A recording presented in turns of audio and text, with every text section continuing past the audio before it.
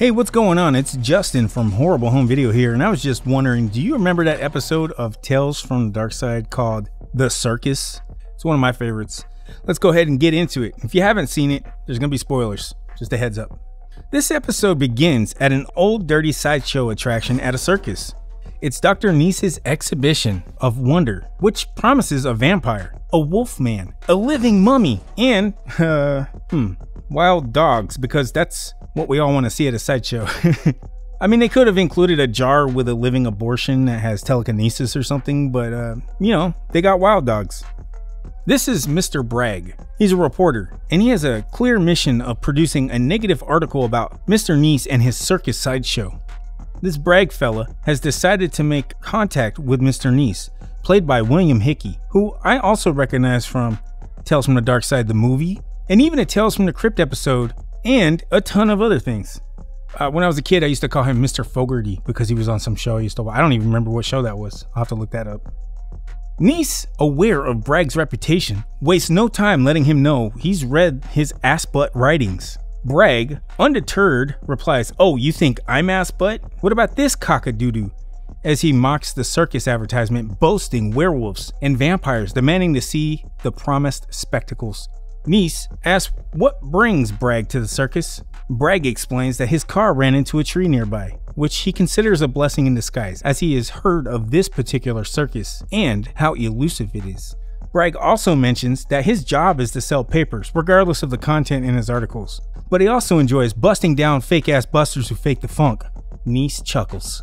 Bragg demands to see the spectacles the circus promises, and Niece obliges, rolling out a coffin with a wart-covered vampire inside.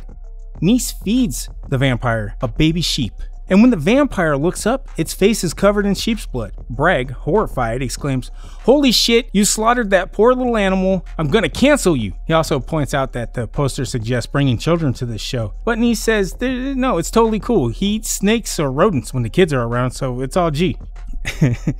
Bragg compliments the vampire's makeup, though he remains skeptical. Just then, the wild dogs arrive, scaring the vampire back into its coffin. And now, as you know, wild dogs are wild, and they are dogs, which apparently makes them as rare as a vampire. And one of the wild dogs even eats a rat, so, case closed. Total badass.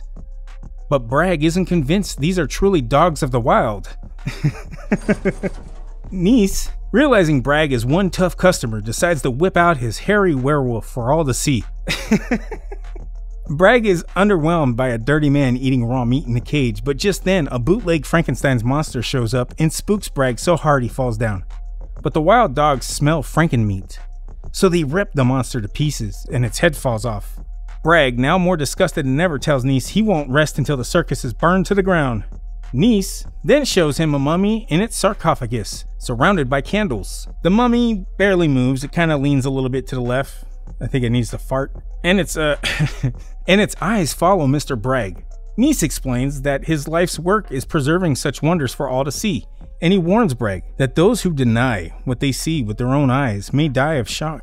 And right on cue, the headless Frankenstein monster spooks Mr. Bragg, who then falls to the ground, lifeless. Later that evening, Mr. Niece is showing his circus acts to a large crowd of curious people. We see the mummy standing up, and the werewolf now fully transformed. But there's a new addition to this show, Bragg's reanimated corpse. And that's the end of this episode. If you like what I do here, don't forget to hit that like button, and also consider joining the Patreon with the rest of these reanimated corpses. And hey, if you're like me and you couldn't give a shit about wild dogs, I got 2 videos here that I guarantee do not have wild dogs in them. See you next time.